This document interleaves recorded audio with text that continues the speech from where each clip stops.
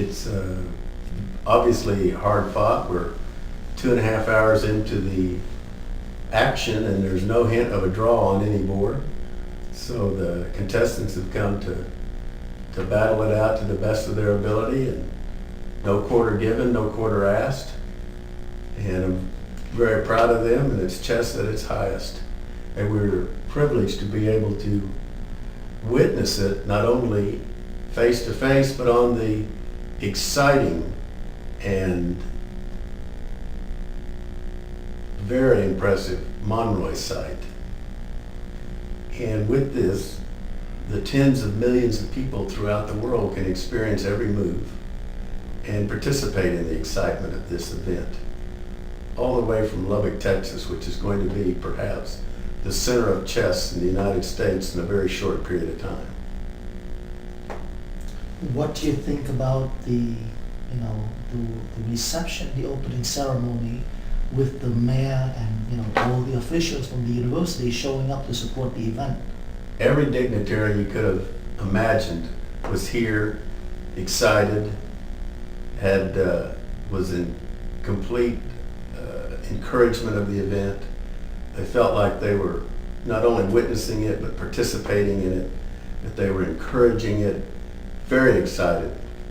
It's the type of situation every university would be proud of, but particularly here at Texas Tech, where these guys figure that they're really on the cutting edge of every type of medical or engineering or even arts and science situation in the United States is taking place right here in Middle America.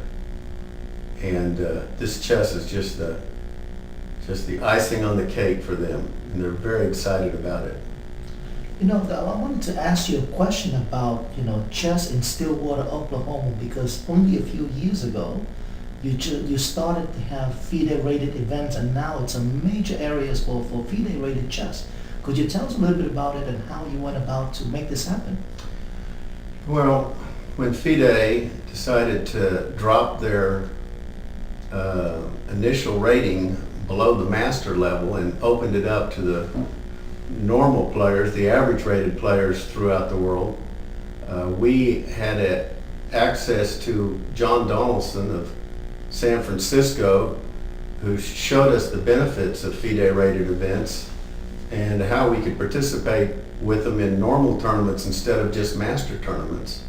And through his help and with the participation of the Olympic team in 2004, who visited Stillwater, Oklahoma, we were able to start a FIDE rating program that has blossomed into 2 or 3 rated FIDE players in Oklahoma, up to about 30 now.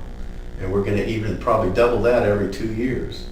So with the help of Susan and Paul and John Donaldson and FIDE itself, we're adding an extra dimension for the people in Oklahoma and the surrounding states to participate in a FIDE rating experience that is very difficult to achieve, but we have made it an available option for United States chess players. I also know that you have this North American event that going back to many decades. Could you tell us about it? Because a lot of people may not know the history of this event. Well, in 1970, my brother and I and Richard Dermer got together and decided we wanted to hold a unique chess tournament in Stillwater, Oklahoma, a week before the U.S. Open. The U.S. Open tournament was a week long, and it would bounce back from the East Coast to the West Coast.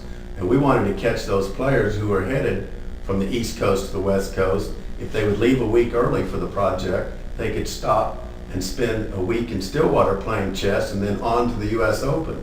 So we decided that we couldn't have the strongest, the most, the biggest prize fund chess tournament, but perhaps we could have the longest. So we created the first North American Open in 1971, which was a 20-round Swiss event. 3 games a day for 6 days and 2 rounds on the final day. We had 65 participants. They all had a ball. We finished with about 34. So we had a lot of dropouts, but it was very mentally tiring, but it was a very worthwhile event. Now, following that, it dropped down to 12 rounds, and presently we're down to 10 rounds in a week. And we're in the 26th year of this project. We ran it from 1971 to 1978, and then it went on a hiatus for about 12 years, and then we brought it back in 1990 and have been holding it ever since. So we're up to about 26 or 27 And what is of the the North largest American draw you've Open. ever had? The largest, we regularly had 95 participants back in the 70s, and we had 94 just 2 months ago. So we're hitting over 90, and that's difficult when you're competing on chess on the internet. Right. But we have a good time, we have a good turnout, we have people who want FIDE ratings, and we have a pretty good prize fund, and we have a lot of fun. So That's the most important thing. that's the most important thing. We're using chess as a vehicle to have fun, to make friends, to greet old friends and make new friends, and that's what we use chess for. And it's working in Stillwater, and it's going to be working in Lubbock as we see now, and we're hoping that more and more people, we have regular players from Michigan, Chicago, all over Texas that come to our events, and we're going to support Lubbock, and they have supported us in the past, and we're looking forward to them in the future. And what's the plan for Frank Barry and Jim Barry, let's say for the next 5 years, 7 years in chess?